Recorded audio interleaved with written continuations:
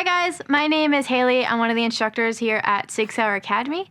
Today we're going to be talking about pistol grip, stance, and posture.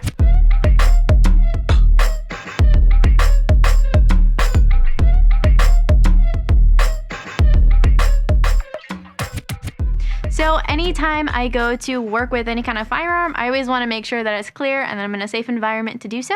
So we'll go ahead and pick that up.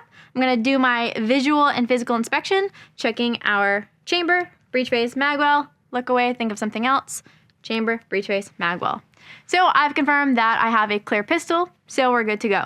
Anytime that we pick up our pistol, whether it's from a table, a holster, wherever it is, that's actually the beginning of what we start with our grip.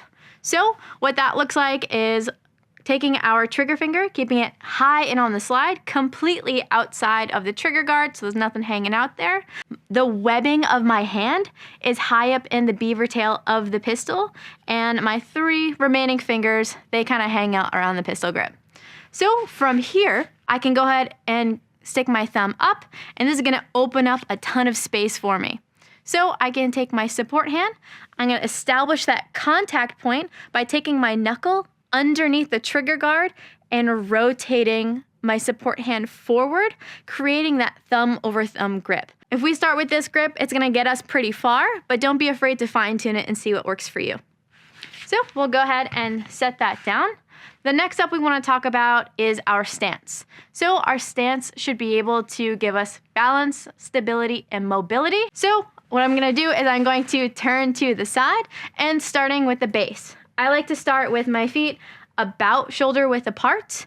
As a right-handed person, I'm just going to take one small step forward with my support foot. For me, that's my left foot. The weight is going to be in the balls of my feet rather than the heel or the toes. I want to be as stable as possible.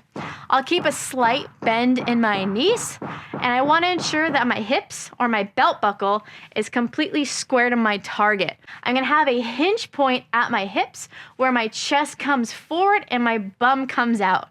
So this is going to give me more of a positive posture.